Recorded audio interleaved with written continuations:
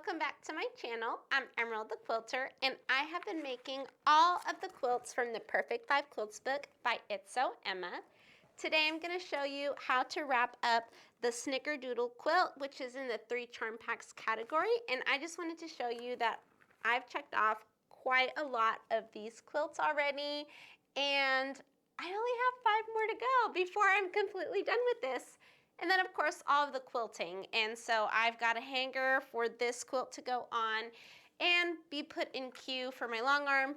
So that is going to be another endeavor behind the scenes, but nonetheless I have made a lot of progress. So this is the Snickerdoodle Quilt, and we're going to be putting all of our units together into rows and applying our sashing and borders. So let's get started.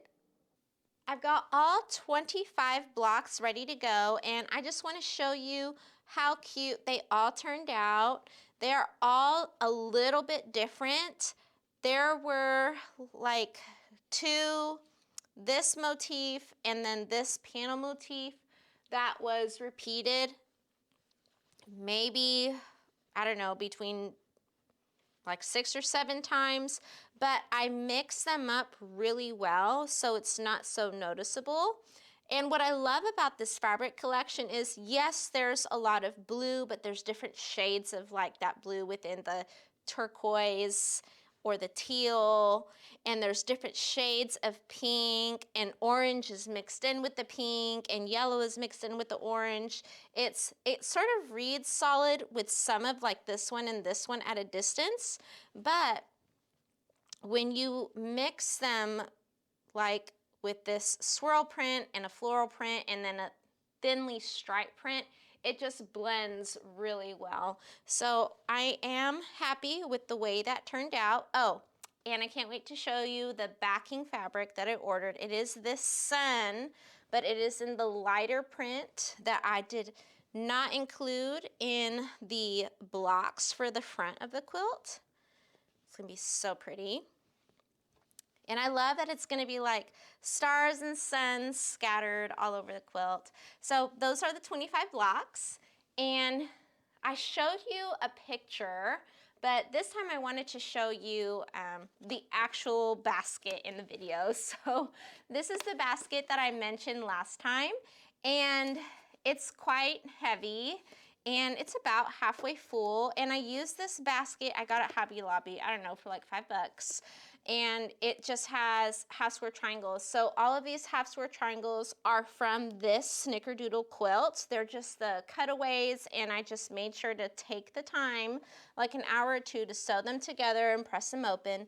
These are from that previous quilt, and I've made a few bonus projects already, like a pillow and a table runner. So if you guys have any suggestions on a bonus project you would like for me to show you, I am all ears. Just drop them in the comments below and I'll take a look at them and then see if there's something that I haven't shown you yet. So I'm very happy to do that. But yeah, I've just got kind of like a mix of all things in here, and I don't want to mix them too much because it's like layered, sort of, you know, whatever I toss in, it kind of just goes together. But we are going to go ahead and take a look at how we want to rotate these blocks. I mean, no matter how we rotate them, they are going to be facing the correct direction, but rotate them so that it's not like a green touching a green here, to the best of our ability, because there's only like pink, yellow, blue-ish, green, and orange. There's like 5 major colors within the Rise and Shine collection, and then shades within that. So we're going to take these to the design wall, and I'll show you how to do that. So here are 2 columns of 5, and this design wall is my portable design wall. I am currently sitting on the floor right now, and there are the other blocks just waiting to go up. And I just want to take a moment to explain that because my other design walls are up on the wall. If you haven't seen my previous videos, that's because the long arm is in the way. And so I have this portable one that I just keep behind that door over there, and I bring it in and out whenever I need it. And I do have a video on how to make these design walls, so you can check that out. I'll put a link below. And so I've just kind of started laying them out, and what I notice is that it's more difficult to like keep these prominent, like this is very bright, so it's easy to see that there's a replica of that design, whereas the panel fabric, it's really not as noticeable, specifically because I'm the one that knows it's from a panel fabric, not necessarily like any admirer to the quilt. And something like this, right, those are the same, but they're distant enough from each other not to be too big of a problem. And so what I'm going to do is just start like turning them. I'll make sure to lay the rest of these out and get up on here, and I'll bring you back.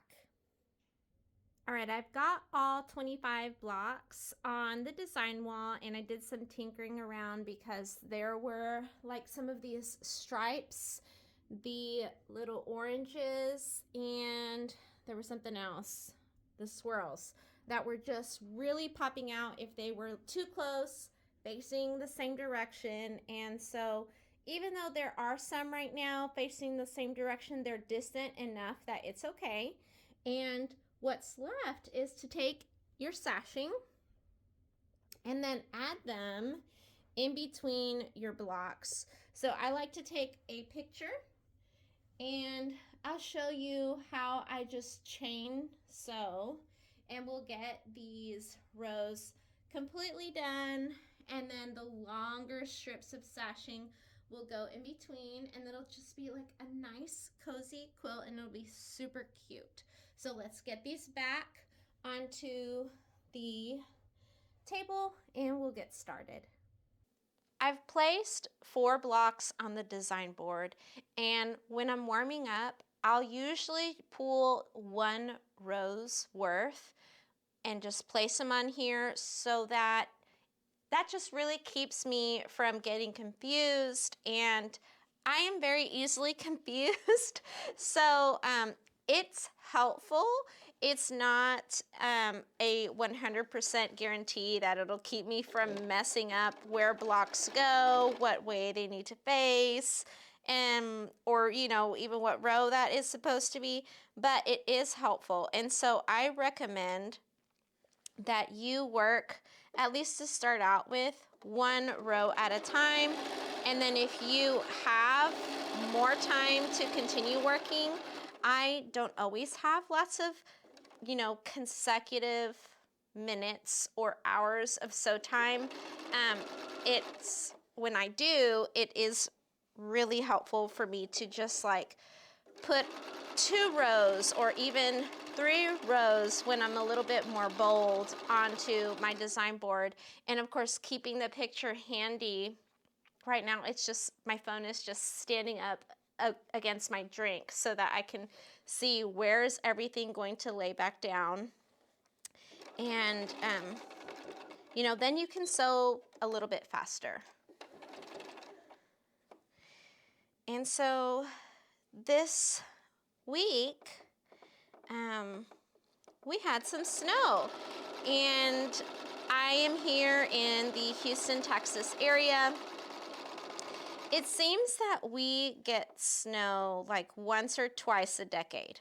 I've been here since I was just under 10, and I distinctly remember like this being my 3rd experience with snow. And I know some of you northerners are like, that's not snow. You don't know what real snow is. Well, like, hey, okay. We got to play in the snow, and we built a snowman. So those are my qualifications for snow. And my son and I, we were just so thrilled. We brought out the beach shovels and the beach buckets to gather the snow, and made snow castles. And we brought out, and it was like a dream come true for my son. We brought out his construction trucks, which I do not allow him to bring out his construction trucks because we don't have like a sandy area for him to play in. There's just like grass, and it's a pain in the butt to get all that dirt and muck out, okay? So occasionally, and there's, you know, certain instances where he can take his construction trucks outside, and this week was one of those instances where it was okay, and he had a blast. So we had his excavator and his front loader, and boy oh boy, I've learned like 20 different names of trucks that, I mean, I didn't know that there were so many names for trucks. And this boy had a blast. Just, I helped him, because he's 3, I helped him make snowballs, and you know, as time went on, he wanted his snowballs to get larger and larger and larger, that they couldn't even fit in the dump truck, and it was just funny. And I showed him how to have a snowball fight, and so he's just so cute, throwing snowballs at me and missing. But it was just so much fun. Of course, in the morning when he woke up, I was like, look out the window, look out the window. And he's like, look out the window? Yeah, look out the window. And when he looked out the window, he's like, it's a snow day, it's a snow day, like the book. Like, yeah, it's like the book. So we have a children's book called Snow Day, and he was just jumping on the bed and jumping on me. And so all day, it was just magical. So we went outside and we played twice. And the first time that we played, it was still snowing. It was very cold. Okay, so I'm just looking at my phone to see, and hold on, I just want to show you. There it is. Okay, so if I'm getting a little distracted, I'm just looking at this picture here. Okay, and so it was still just blowing down snow, and I saw on Facebook or somewhere that that people were calling it a snow blizzard in downtown Houston. I was like, okay, well, it's not that crazy over here. It was blowing and the trees were swaying, but it was like in the 20s in the morning the first time that we went out. And so we were bundled up really well. And in the afternoon, oh, and at that point, so I learned something about snow, that there are like different types of snow. When it's fresh and, you know, it's like just falling down, you can't really make anything out of it yet. It's like, I know snow is made of water, but that snow, for a lack of a better word, it felt dry. It doesn't stick. You can't really mold it into anything. And so we couldn't play with it too much at that point until we went back out the second time. So we went back out after lunch, and that was when we were able to make the snowmen and the snow castles and construction truck tracks, because, you know, car tracks are awesome for little boys. And yeah, I even had my mat. After running around so much, I just opened up my beach mat and I just plopped down, and he just kept on playing until he attacked me with snowballs, and I had to get up and get it back. But it was just magical. That second time that we went out, though, it felt like hot, because then it wasn't actively snowing anymore. You know, it was icy cold. Like, I remember when we were coming back in, my son's gloves, he had gloves and mittens on at that point, but it like, the cold just went through both layers, and he's like, my fingers. I was like, oh my God, they're gonna freeze off. And so we went inside and I warmed up his fingers. But that second time that we went, all he needed was just one pair of these mittens that had like the area with the thumb. So he has like 3 kinds. He has got like the kind that go on all the fingers, the kind where the whole hand goes in, which he was wearing both of those the first time.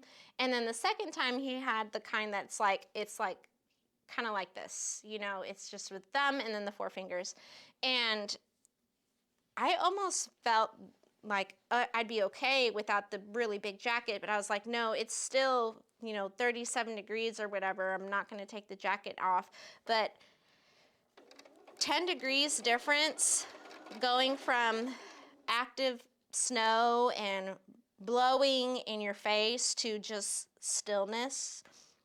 It feels a lot more than 10 degrees difference. It felt warm, but it was really enjoyable. And because it felt warm, we were able to stay and play outside a little bit longer than that first time. Well, actually a whole lot longer. All right, so I'm adding a ender here, and I just want to show you how this first row came out. Well, and I've still got to add that last one because I left the 5th block up, and I'm about to go grab it. Actually, you know, let me, before we switch cameras, let me sew that one onto here. But you can see it's looking nice. It's looking nice. And sew it onto, right, is it right here? Yep, right here. And then we'll press it flat and look at it on the design wall. This is what's left of the snow. It's melting away, but we had here in the front yard like a good 4 inches of snow, and in some places at the side of the house it was like 6 or 7 because it just kind of piled up there. But we had so much fun playing, and it was really beautiful. And I even saw pictures of snow in like the panhandle of Florida. Oh my gosh. What is happening? What is happening? But that must have been nice. I know my friend in Mississippi, she sent pictures of snow. And I read that it was like a historical event with the amount of snow that we received here in Texas. And I think I can believe that, because when I was in elementary school and I saw snow for the first time, I mean, I think it was like half an inch worth of snow. If that, it was just like snowflakes, really. Okay, now we can press this flat and we'll look at it up on the design wall. There's the first row. I pressed the sashing inwards, and I love that the width of the sashing is just enough to give a little bit of distance between each block, but not too much that it looks like this quilt has a lot of empty space in it. So I am already envisioning just a beautiful all over larger swirl in the quilting design. I don't need to go too dense with this quilt because these stars really help. They just fill in that space. And I've got the horizontal sashing ready to go, and it's going to make it look even more spacious. I'm really loving this quilt. So now that you know how to sew your sashing on, I'm going to sew the remainder of these rows off camera, and then we'll come back together. I'm at the point right now where I've sewn all of those blocks into rows, and I thought, well, let me show you how I have been sewing the long horizontal sashing in between the rows. And I just wanted to take time to show you what I've been doing, because I've gotten really comfortable with sewing without pins. And I've learned that when I am working with a quilt that is not too long, I can get away with simply holding on and adding a little bit of pressure. So what I mean by that is by applying with my fingers the same amount of pressure as the fabric that is on the bottom to the fabric that is on the top. This particularly helps when you have a good machine. And I don't want to go into defining that because I'm not here to, you know, bash any brand over, you know, or elevate one brand over another. I will share that I have had this Bernina for over a year now, and it glides fabric pretty evenly, whereas on my first sewing machine, well, not even my first one, because my first one I inherited from my grandma, and that one was just so old and all kinds of messed up. So the one after that, the one that was actually new to me, was a brother, and it was an excellent first machine, but the pressure from the feet that was applied to the layers of fabrics was uneven, and that has a lot to do with, of course, the pressure from the foot, but also the feed dogs that come up and grab the fabric, or, you know, pull the fabric, I guess, whatever direction you're thinking about that in. And so all of that impacts your precision and how, you know, many pleats you may or may not get, if your pleats have an impact or not. And I mean, even to like what some might consider a pleat. I mean, if it's a fold, but can it be, you know, pressed out or wiggled out within the stitch sort of thing. So you can see that I am stitching at a steady pace, and I'm grabbing the fabrics. I'm just going like this, really adding enough pressure to make sure that the sashing stays in place as it moves along the sewing machine. Now, I do not repeat this process when I am sewing rows that have the horizontal sashing together, because I will inevitably end up with, you know, the wrong size in the end. So, for example, I will take this piece that has been completely sewn and another one just like it that has been completely sewn, lay it on the table, and then pin that. And even with that and the combination of this machine, I will add a pin on the end and maybe two in the middle. And this is, I mean, this is not very long. This, with the 5 blocks sewn across and the sashing in between, I mean, it's arm's length. It's not all that much to be working with. So I will show you what that looks like. And I just wanted to share, because in my quilting journey, I used to have to pin like every couple inches, and even with that, the end result was not all that great. And so, you know, it does, everything impacts your stitching, the way that you cut, whether or not you pin, the quality of the parts within your machine, even your mood. Your mood will impact your stitching. You'll make more mistakes if you're not focused, if you're having a bad day or whatnot.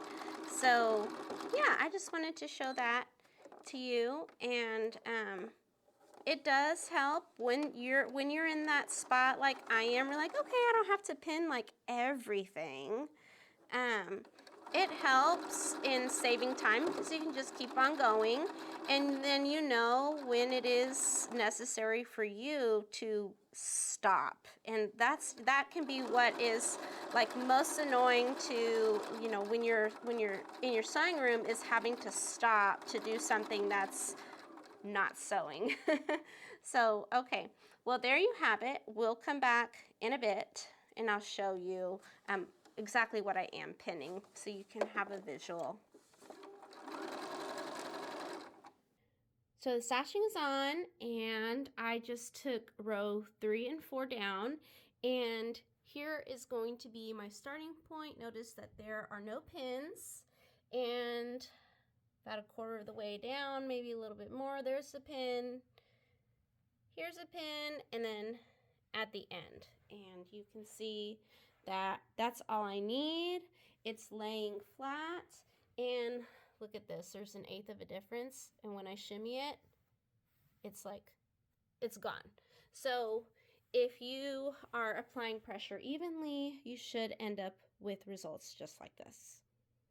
Are you ready to see this quilt top? It is so pretty. It's amazing. I love the design. The blocks have this pinwheel feel to them without being the traditional pinwheel block.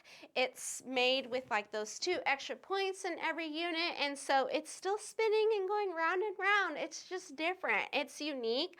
And you know, I've never seen a quilt block that is just like this, and so I really love it. It's the perfect size to decorate your home with, or to give to someone very special as a special gift, because there was a lot of piecing involved in that quilt. And I wanted to show you the backing fabric. So I ordered this off of Etsy because I could not find it anywhere else.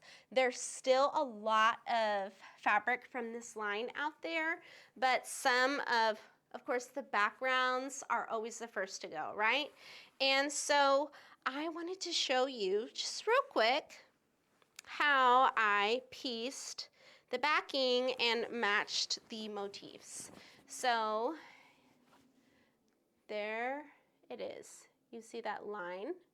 That went all the way down, and I made sure that it was an exact continuation of the pattern because the suns are in like a hexagon, but this one is like upside down, right side up, upside down, right. And so, you know, it's the same one, just repeated. It's a simple pattern, and so I made sure to match up that pattern, trimmed off the top a little bit and the bottom, and it's just ready to go. And the way I used to match the fabric for my backing was with pins, and I think I did it the traditional way. I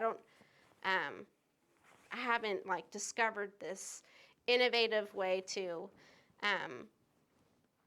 match your fabric on backing, but what I'm doing differently is using Elmer's liquid school glue. So what happened is I was putting in all the pins, getting everything just right, bringing it all to the sewing machine, putting it in my lap, and then I was getting poked in the leg, and it was so painful for it to happen, you know, more than once. And when you heat set Elmer's glue, it sticks. And so when you gently grab all of your backing after you've heat set all of it from, you know, from one side all the way down, and you've made sure your fabric is matching up, it doesn't move. And so no more poking. It's wonderful. You should try it. And before you go, I wanted to share what you are going to need for our next quilt. So it's going to be the last quilt in the 3 charm pack category. We're going to make the Spritz cookie quilt. This is what it looks like. So there's even more piecing involved. You can see a lot of half square triangles, and you're going to need, of course, 3 charm packs, and then 3 solid charm packs, unless you're going to do what I do, which is just use yardage. I am visualizing myself using a print for the border instead of just the background, but we'll see how I feel when I get there. And I'm going to use Shine On fabric, and so I just want to shout out to my friend Anita, thank you, because as soon as she gifted this to me, and she's so sweet, as soon as she gifted this to me, I knew immediately that it was going to be for this quilt. And so sometimes you see fabric and you know exactly what to do with it, right? And what I love about Shine On is that it has many colors. So it's got navy blue, aqua, of course, like a variation of backgrounds with flowers and stripes. And look at this one. rainbow, super cute, and reds, lots of greens, some yellow, there's a green right there, and orange. So it's got, you know, all like most of the colors of the rainbow. So get your materials ready, and I really can't wait to see you next time. I hope you enjoyed this video. Make sure to watch all the way to the end to see a few pictures of my son and I playing in the snow. And remember, if you like the videos, comment below, share the videos with your friends, and subscribe. Don't forget to like too. So anyways, I can't wait to see you next time. Bye.